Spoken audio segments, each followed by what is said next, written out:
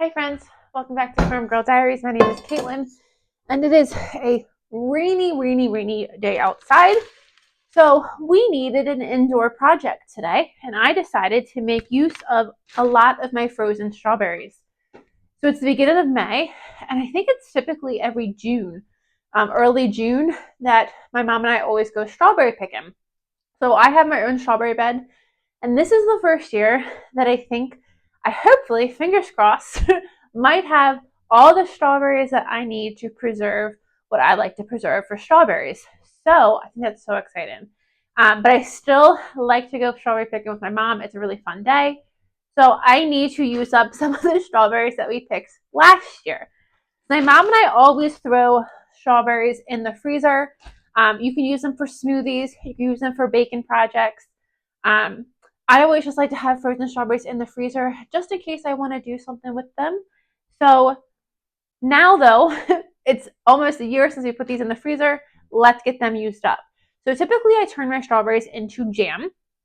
I think I do need to make some jam, but like I said, I hope that my goal is that the strawberries that I'm growing, I'm going to be able to use for my preservation, and then the strawberries that mom and I hopefully pick can either go in the freezer or can be like for fresh pies and stuff. So I don't think I'm going to make any jam right now. I still have at least one of these bags, if not two of these bags, in the freezer yet. Um, so I'm going to turn these into strawberry curd today. So I need jam, but I'm hoping that I can make jam this summer with my own strawberries. So these strawberries I'm going to turn into strawberry curd.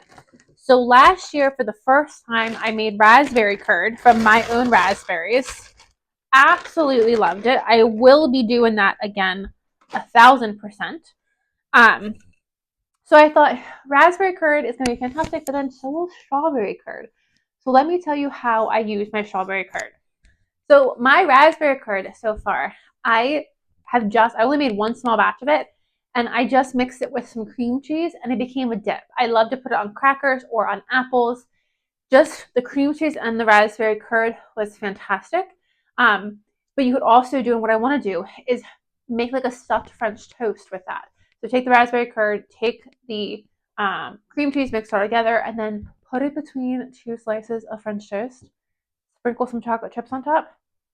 Doesn't that sound amazing? I think that sounds fantastic. You can also put it on ice cream. I think that's so far what I found to do with it. You could put it into like an icing for a cake, if you want to make a cake. So far, those are the things that I found where I thought of to do with my raspberry curd.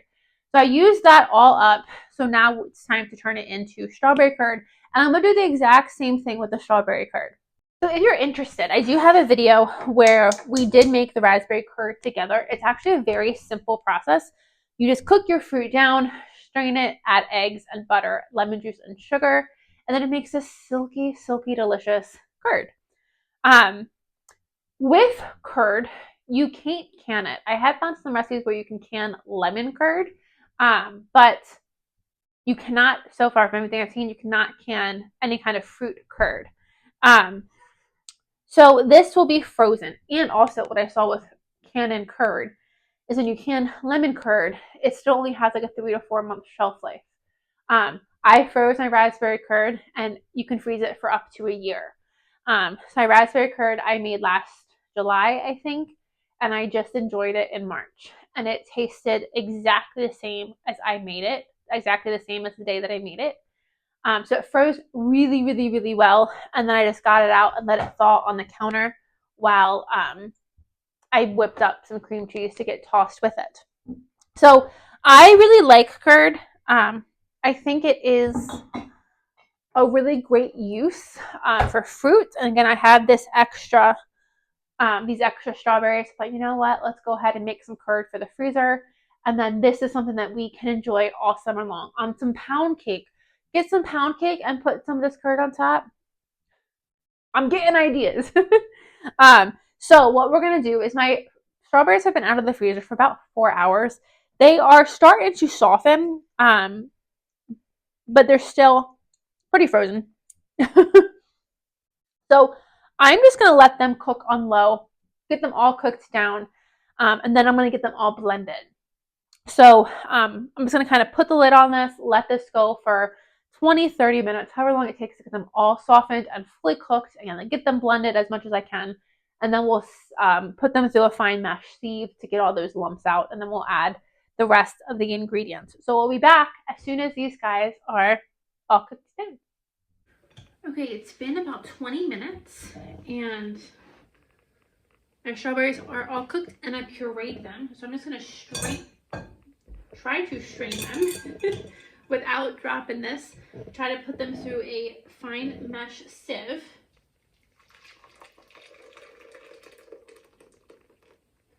Putting them through a sieve is just going to really help make sure that this is a very creamy, liquidy, silky curd.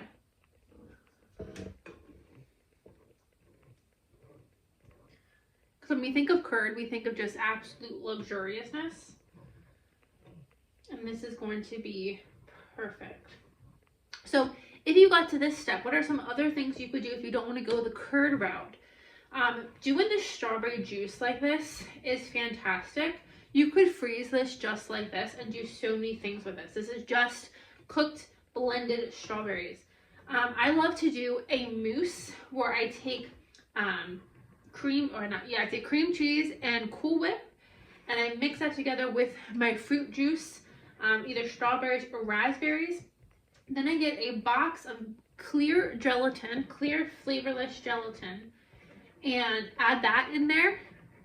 And then for a little bit of savoriness, not savoriness, that's the wrong word, but it's like to cut the acidity of the fruit, melt some white chocolate into that mixture. And that is a delicious summer treat. So good. You could use this sauce, not sauce, literally just strawberries. You could use this as a topping for panna cotta. If you've never made panna cotta before, it is so good, so easy. It's a yogurt dessert. So this sauce could be used a handful of ways. So if this is all the further you get, know that this is a great thing to keep on hand too. Turn this into barbecue sauce, salad dressings. Put this sauce directly into like a vanilla cake or a pound cake and bake it in the cake. That would be delicious.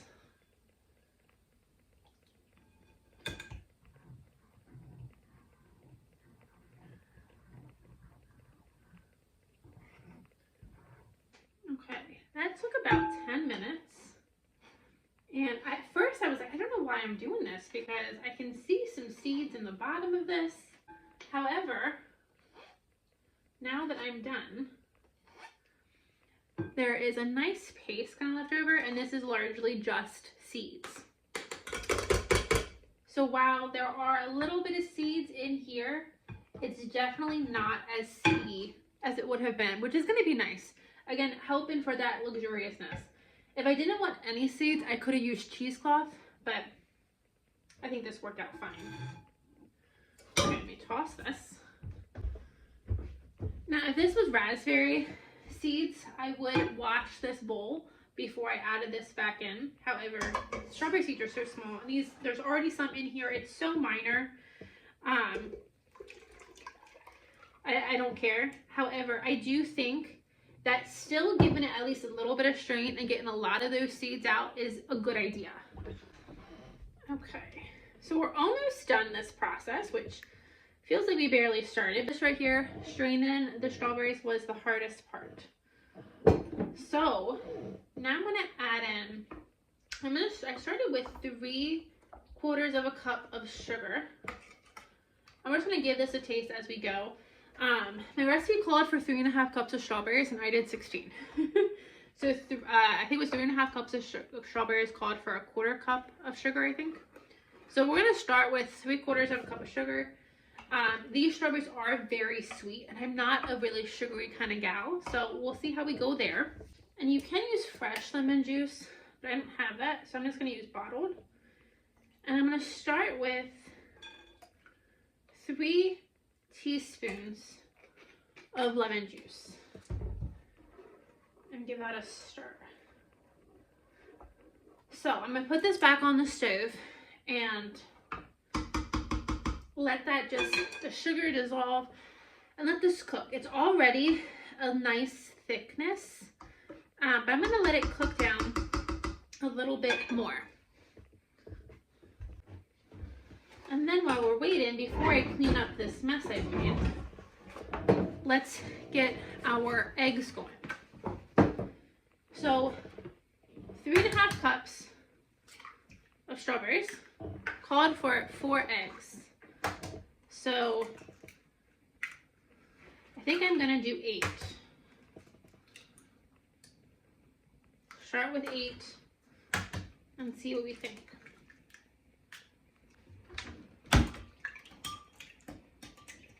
And then you just want to get these fully incorporated.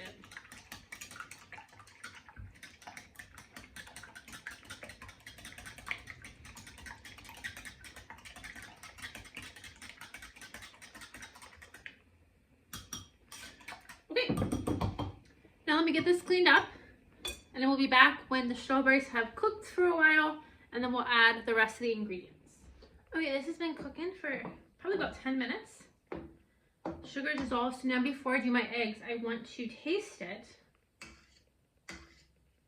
See what I think. See if it needs more sugar.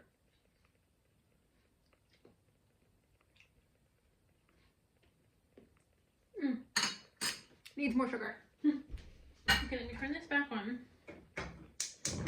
And now I'm going to add another 3/4 cup of sugar. And I don't taste the lemon juice yet, so I'm going to add, or the brightness of the lemon juice. So I'm going to add another 3 teaspoons. And again, I'm like quadrupling the recipe, and the recipe called for 2 teaspoons of lemon juice. And I think 1/2 cup of sugar or something like that. So we're just going to keep going until we get the taste that we like. That's really all you have to do with cooking. Get the taste that you like, and then we'll add the eggs and the butter. Okay, it's been a little bit. Let's give it another taste for sweetness.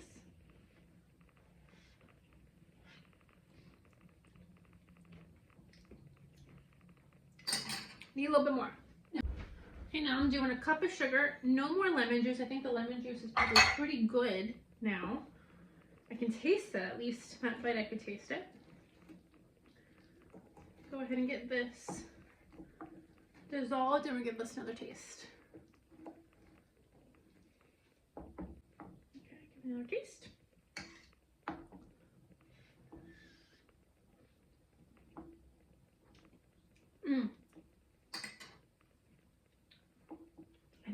I think we're so close. I think let's just do a 1/4 cup more.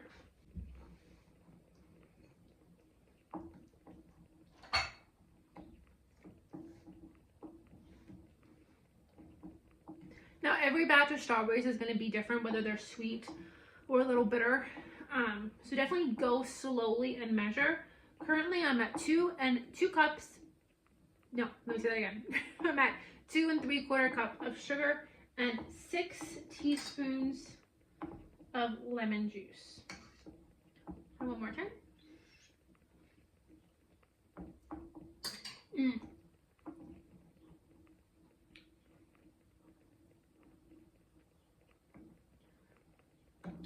Now I need a little bit more lemon juice.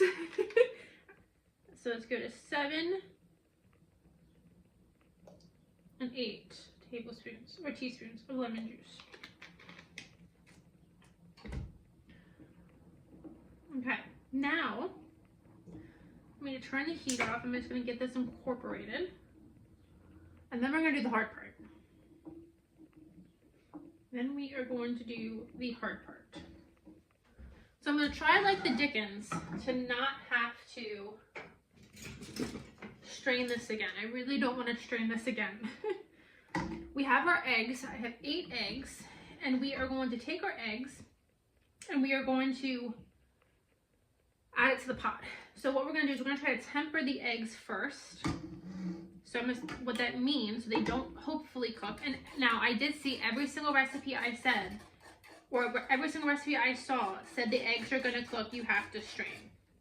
So when your eggs cook, that's okay. Don't worry about it. We can strain it out. But I washed my strainer and I don't feel like doing it again. So I'm just going to slowly take my strawberries and add it into the eggs to try to bring the eggs up to temperature. I'm not slowing down my whisking at all because I want to keep those eggs from sitting and cooking. I'm just going to do this slowly until I feel like, hopefully, I have the eggs warm enough.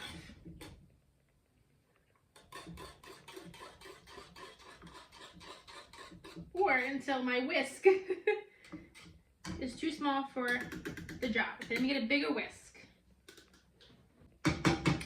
Whisking is becoming a little hard there. So let's see what we got.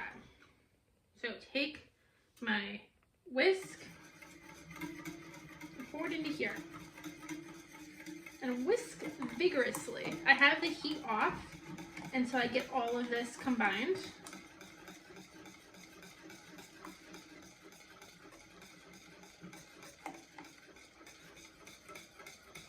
Our heat back on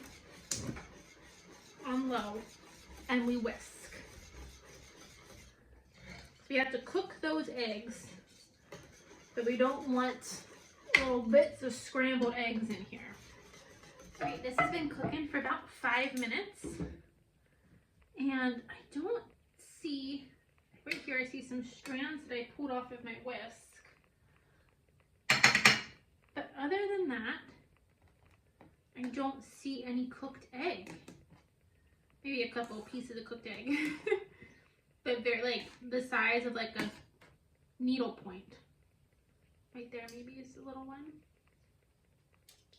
So, I don't think I'm going to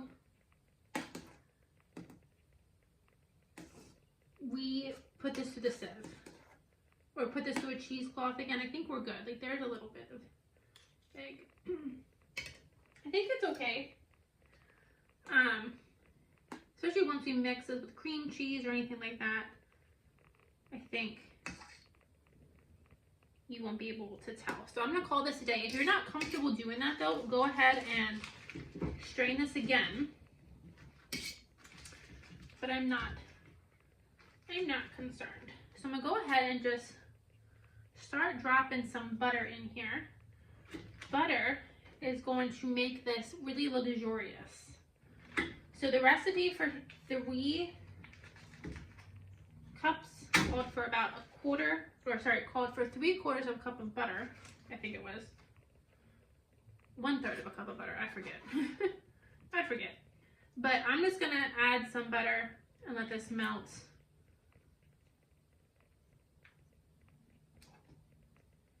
And this is just gonna help make it even creamier. And one more, and then I'm gonna call it a day. I think that's gonna be great.